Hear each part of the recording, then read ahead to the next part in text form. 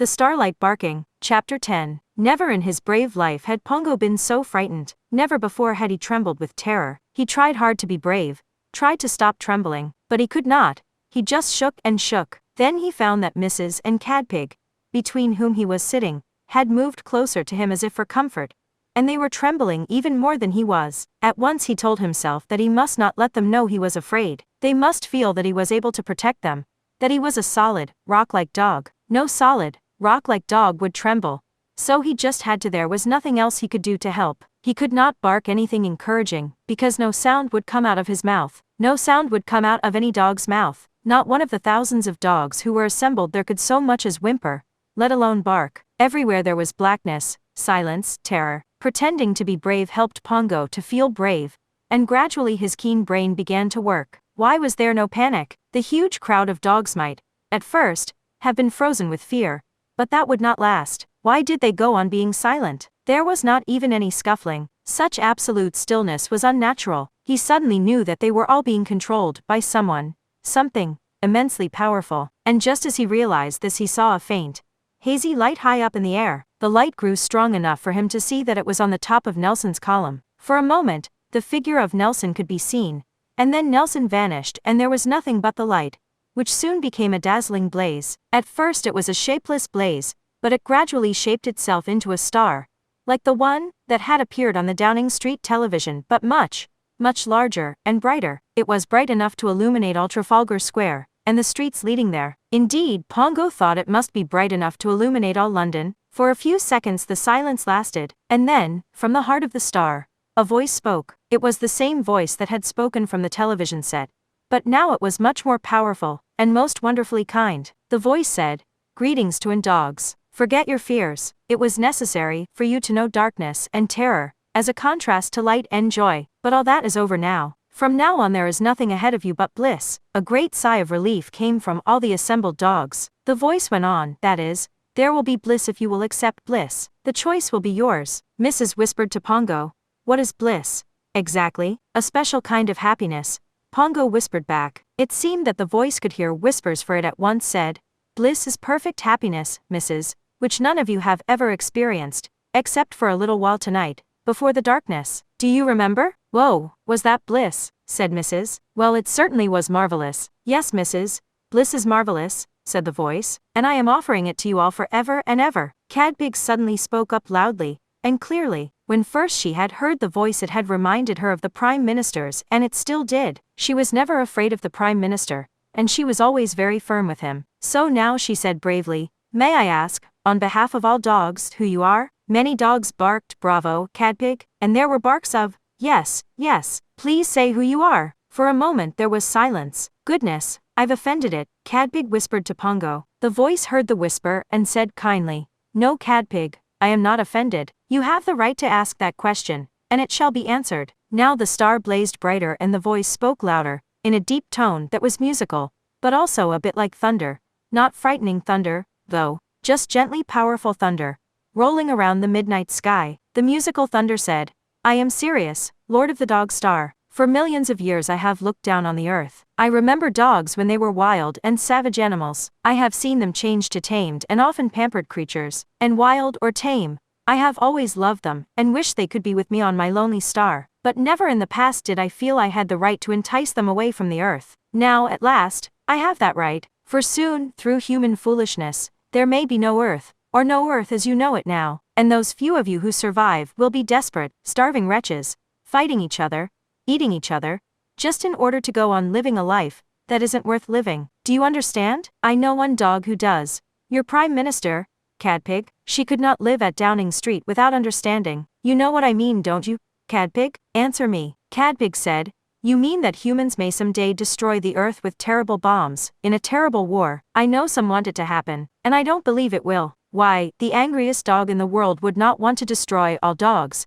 and itself in order to win a fight. It wouldn't make sense." "Well, it wouldn't make sense to a dog," said Sirius, "but dogs won't have any say in the matter, and neither will most humans." "Oh, it may never happen. You're right in saying no one wants it to, but there is a risk, which gives me the right to rescue you all." Though perhaps I am only making it an excuse, the real truth is that I want you all so much." The musical thunder of the voice was now gently coaxing. It reminded Cadpig of the way the Prime Minister spoke on television, when he specially wanted people to like him. At such times she always tried to help by putting her head on his knee and looking at him lovingly. Remembering this made her think of the poor dear man fast asleep in Downing Street, and she said loudly, "But, Lord Sirius, how could we leave our pets?" "Your pets?" The voice no longer sounded gently coaxing. "You have no pets. You have owners. Oh, you pretend they are the pets, and some humans encourage you to pretend this, and even say, 'Oh, my dog owns me,' but they know it isn't true and you know it too. They put collars and leashes on you. They make you go where they wish. They shut doors to keep you in or out as the fancy strikes them. Which of you,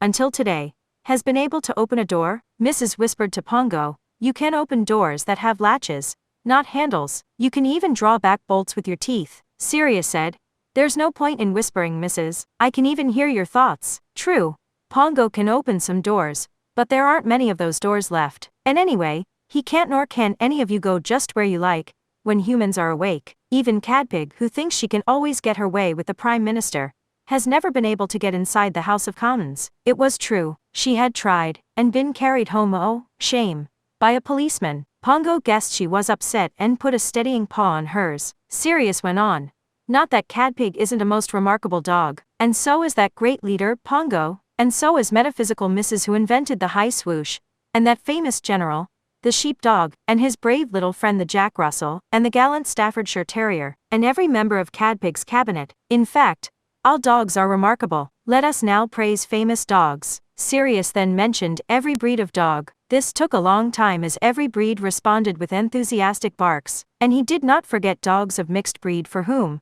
he said, he had a special admiration. Such dogs are often both beautiful and intelligent, but what are they called by humans? They are called mongrels, a most insulting name. "One dog of mixed breed," answered Sirius back. "Some of us are much loved. I have a good home, but your owners are always apologizing for you," said Sirius. "Haven't you heard them say, 'Oh, he's just a mutt. We call him Heinz,' or 57 varieties?" The dog didn't answer. It so happened that his name was Heinz. But what was wrong with that? Sirius continued anyway. "There isn't one dog in the world, even though he be the champion of his breed, even the best dog in the show, who isn't dragged about by his neck, bathed when he doesn't wish to be bathed, shut up, forced to obey, and many unfortunate dogs are beaten, starved, arrested, by the police." "Whoa, please, no," murmured Mrs. "But it does happen," said Sirius. Then his tone became kinder. "Don't worry, Mrs. It won't happen any more to any dog, not if you join me on the Dog Star." Cadpig said, "How could we? How could we ever get there? We should need millions of rockets." Sirius laughed. "Rockets, Cadpig? Rockets are cumbersome, expensive, and highly dangerous, though no doubt they are the best method of traveling into space that men can think of. But the mind of a star can do better than the minds of men. Remember, we stars live in space. Once you decide to come with me, I shall arrange it quite simply." Mrs. said, "Should we just have to do an extra high swoosh?" "Exactly, Mrs. A very, very high swoosh. Quite easy if you wanted to. But suppose we stopped wanting to halfway," said Mrs. "You won't be able to. You will be there in the twinkling of a star,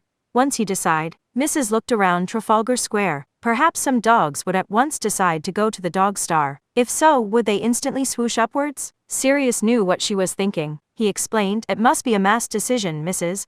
Or rather, it must be a majority decision. Nothing will happen until all dogs have made up their minds. Then it will depend on what most dogs wish." Like the general election, thought Cadpig, which again reminded her of the Prime Minister. She would never decide to leave him. But suppose most dogs wish to leave the earth, then she would have to. And then what would happen to him? Sirius answered her thoughts. He, and all other humans, and all sleeping animals, will simply wake to find a dogless world, and they won't remember there were ever such animals as dogs. But there will be our collars and leashes, and kennels and dog beds, and all sorts of things to remind them of us, said Cadpig. "I shall work something out about that," said Sirius, "though it might be simpler to let them all go on sleeping forever." Cadpig had heard the Prime Minister say he would like to sleep for a week, but she was sure he would not like to sleep forever. And what a dreadful thought! The world whirling around, and around with everyone on it asleep. Sirius interrupted her thoughts by saying gently, "Well, we'll let them wake up, then. And of course I know that many of you love humans. I admire your faithfulness, and I understand it. Because as well as being a star I am also a dog. See, something very strange began happening at the top of Nelson's column. At the heart of the star a shape formed. At first Cadpig thought that Nelson was there again.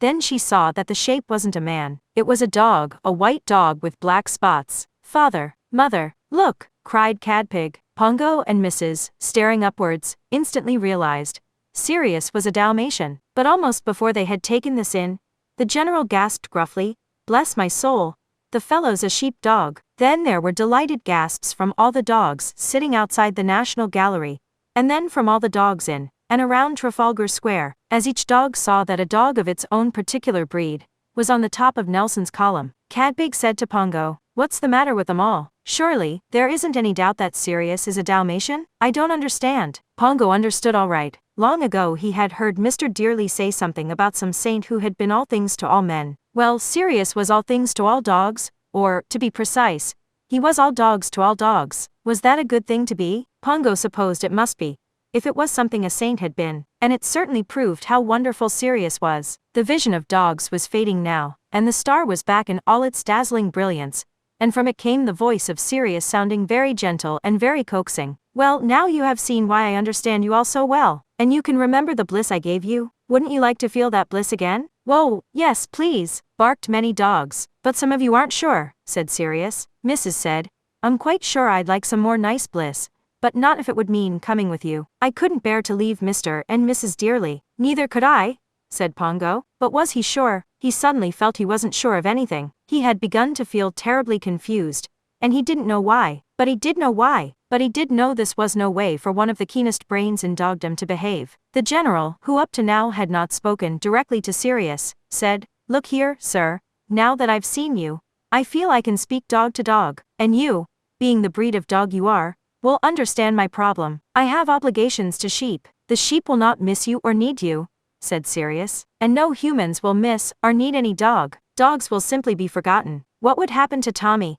and our other 2 honorary dogs?" said the general. "That depends on what they want," said Sirius. "Ask them." Tommy and the cats had not been able to understand Sirius, so the general had to explain. Tommy instantly said, "I'll go with Sirius. I want to explore space." "Well, we don't," said both the cats, together. And then the tabby told the sheepdog not to be fooled by such nonsensical ideas, and the white cat said some very rude things about stars that didn't know their places and stay in them. Possibly Sirius didn't fully understand cat language. Anyway, he merely said, "Then Tommy shall come, and the cats shall stay." "Well, that's something decided. And now may I hear from the rest of you?" Thousands of dogs barked in answer. The noise was deafening, but no one could have said what the general wish was. Some dogs wanted to go with Sirius, some didn't. Many dogs wanted longer to decide, and many dogs, in fact, most dogs just said they didn't know. And then, one dog with a very loud bark said, "Let Pongo, Mrs. and Cadpig decide. We trust them. All day they have told us what to do. Let them tell us now." And then it seemed that every dog for miles barked, "Yes, yes, let Pongo, Mrs. and Cadpig decide." Pongo now knew why he was so confused. It was partly because of the noise and the excitement. He had always needed peace and quiet to think in. But most of all it was that he felt his mind was being invaded by the glorious, dazzling presence of Sirius. If only Sirius would let him think his own thoughts for a little while. And Sirius miraculously understood. He said gently, "All right, Pongo, go into the National Gallery and think in peace. Take Mrs. and Cadpig with you, and any dogs you wish." "How long may we have?" asked Pongo. 1 hour. It is now almost 1 o'clock. When Big Ben strikes 2 I shall expect your decision. Until then, so that you won't feel influenced by me, I shall leave you." The star began to fade. A great sigh rose from thousands of dogs, and Pongo knew what it meant. The dogs did not want to lose Sirius, and Pongo now found he didn't either. He felt as he did when the Dearlys drove away from Hell Hall, and didn't take him with them, only now he felt worse. Did that mean he loved Sirius, and loved him even more than he loved the Dearlys? Now the star had completely vanished and Nelson was back on his column. The lights of London were shining again, and so were the distant stars. Cadpig said,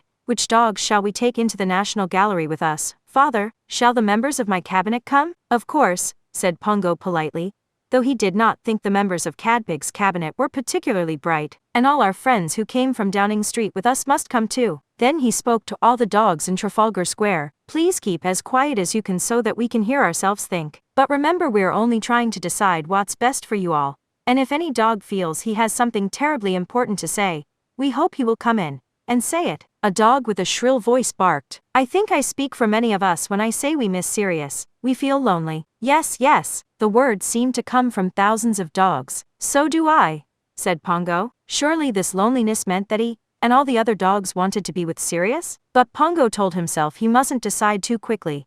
Mustn't mind the loneliness. Perhaps it was a trick Sirius was playing on them. He had said he was leaving them so that they would not feel influenced by him.